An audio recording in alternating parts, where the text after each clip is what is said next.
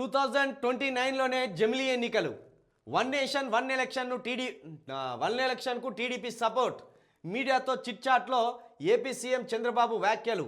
2029లోనే జమిలీ ఎన్నికలు ఉంటాయని ఏపీ సీఎం చంద్రబాబు నాయుడు కీలక వ్యాఖ్యలు చేశారు. ఏపీలో శనివారం మీడియాతో చిట్చాట్ నిర్వహించిన ఆయన వన్ నేషన్ వన్ ఎలక్షన్కు టీడీపీ మద్దతు ప్రకటించినట్టు వెల్లడించారు.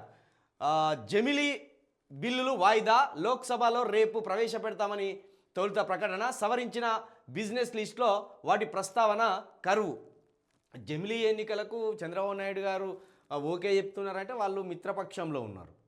ఎన్డీఏ మిత్రపక్షంలో కీలక భాగస్వామి మోడీ గారు. కాబట్టి సహజంగా బీజేపీ ఏ బిల్లు తెచ్చినా కూడా తప్పకుండా వీళ్ళు సమర్థించేటోళ్ళే కానీ వ్యతిరేకించారు. ఇప్పుడు పవన్ కళ్యాణ్ కూడా సమర్థిస్తుడే. దాని లోటుపాట్లేంది, అది రాష్ట్రాల మీద ఎట్లా ప్రభావం చూపుతాయి అనేది వీళ్ళకి అవసరం లేదు.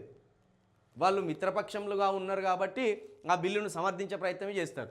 2029లోనే జమిలీ ఎన్నికలు అంటే మనకు తెలంగాణకు 2028లోనే ఎన్నికలు రావాలి. ఎందుకంటే మనకు 2023లో ఎన్నికలు జరిగినాయి.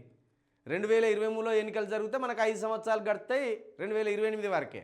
అంటే ఇంకొక 6 నెలల్లో సంవత్సరమో మరి పొడిగిస్తారేమో తెలంగాణకు సంబంధించిన ఎన్నికలను.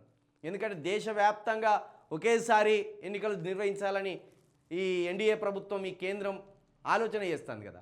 ఆ ప్రకారం చూసుకుంటే ఒకవేళ కొన్ని రాష్ట్రాలకు ఇప్పుడు 2027లోనే ఎన్నికలు వచ్చే రాష్ట్రాలు ఉన్నాయి. మరి ఆ రాష్ట్రాలది ఇంకా 2 సంవత్సరాలు పెంచుతారా, లేకపోతే మీరే తగ్గించుకొని ముందుకు వస్తారా అనుకుంటే వీళ్ళు తగ్గించుకోరు. ఎందుకంటే సంవత్సరం అధికారాన్ని కోల్పోవాల్సి వస్తుంది కదా. ఇప్పుడు ఎన్డీఏ మిత్రపక్షాలు కావచ్చు, బీజేపీ కావచ్చు, ఆలోచన ఏం చేస్తాయంటే వాళ్ళ పూర్తి కాలం అధికారం అయిపోయిన తర్వాతనే జమిలీ ఎన్నికలు దేశమంతా పెట్టాలనే ఆలోచనకు వస్తారు. ఎందుకంటే ఒక 6 నెలల్లో, సంవత్సరమో 2 సంవత్సరాలు వీళ్ళు అధికారాన్ని కోల్పోరు. ఇప్పుడు ఇట్లా చూసుకుంటే చంద్రబాబు నాయుడు గారు ఇంకో 2 సంవత్సరాలు అధికారంలో ఉంటారు. 25, 26, 27 వీళ్ళకి 29లో ఎన్నికలు వస్తాయి. మన తర్వాత జరిగినాయి కదా, 29లో వస్తాయి. మరి అట్లా 2 సంవత్సరాల అధికారాన్ని వదులుకోడు కదా.